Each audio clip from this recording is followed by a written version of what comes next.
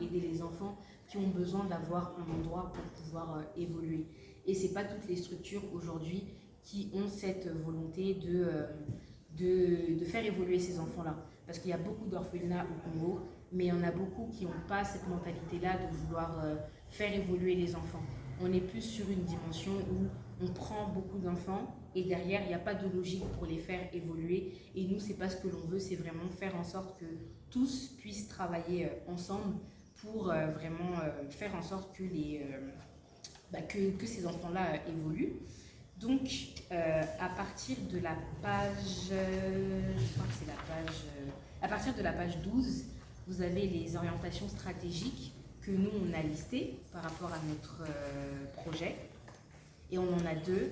Le premier, c'est de développer et d'élargir le système de services sociaux. Alors, ce qu'on appelle système de services sociaux, en gros, c'est notre projet. Donc, c'est un système qui réunit deux services. Il y a le service d'hébergement qui n'a pas encore commencé, mais nous, dans le service d'hébergement, on a hébergement d'insertion pour les mineurs, pour les majeurs et pour les personnes qui souffrent de handicap mental. Parce que pareil, là aussi, ça vient d'un constat où on a remarqué que les personnes qui sont handicapées, qu'elles soient enfants ou qu'elles soient adultes, elles sont toujours cachées. C'est comme si c'était un peu tabou dans la société congolaise, c'est pas que ici, hein, même dans la diaspora de manière globale.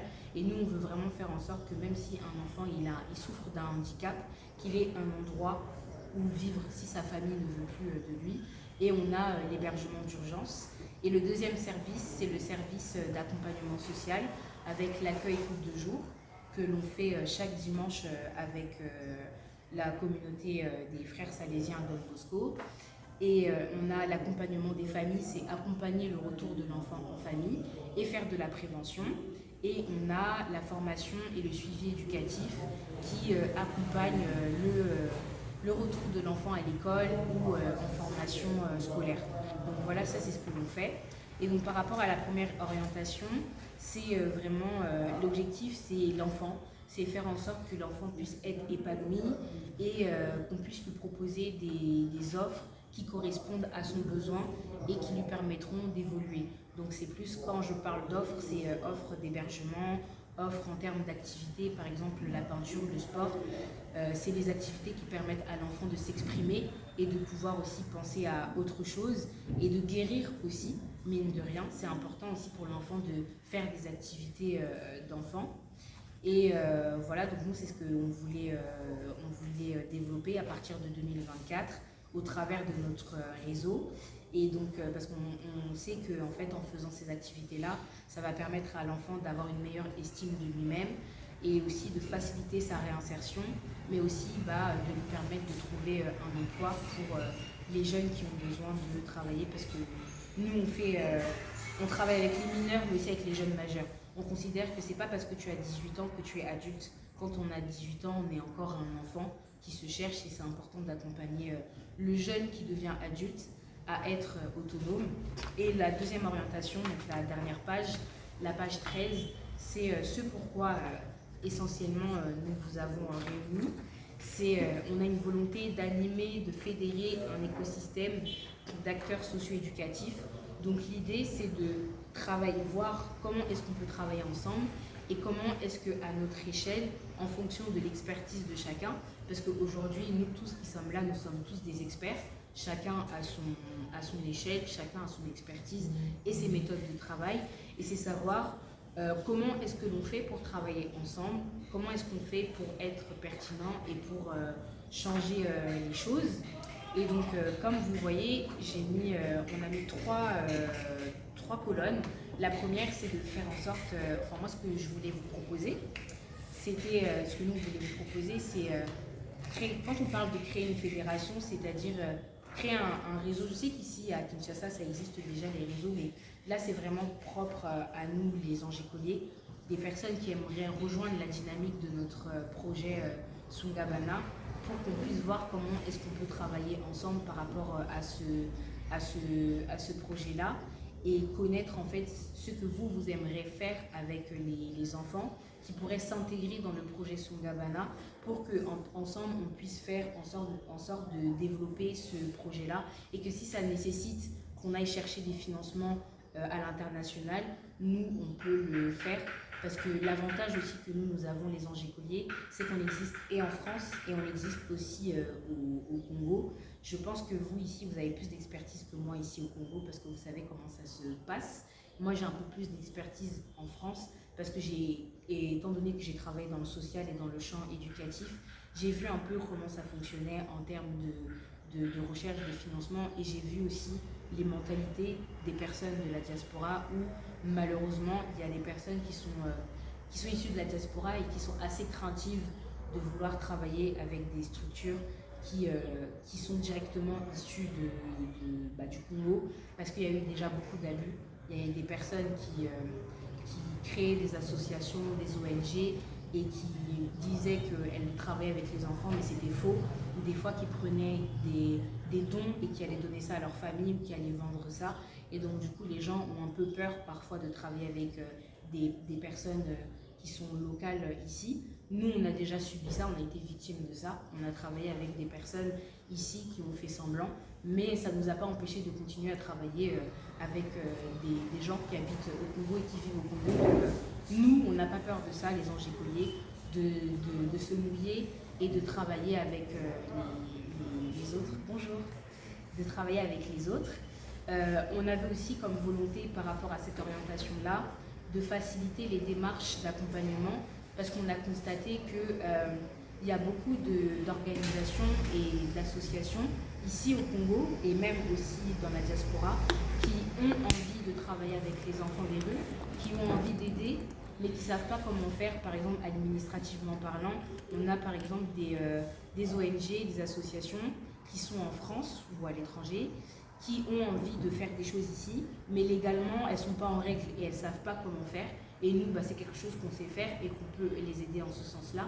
Et pareil, ici, il y a des gens qui ne sont pas forcément des associations, des gens qui ont envie d'aider, mais qui n'ont pas la force ni le courage de créer une association, qui ont envie d'aider, mais qui ne savent pas comment faire. Et donc, ce serait aussi de pouvoir faciliter les gens qui ont envie d'aider les enfants des rues, mais qui ne sont pas forcément des associations comme nous sommes, à pouvoir les aider à accompagner ces enfants-là. Et la troisième partie, c'était de voir comment impliquer les habitants locaux et les membres de la diaspora dans l'insertion des enfants et des jeunes qui sont marginalisés. Donc pourquoi impliquer les habitants et les membres de la diaspora?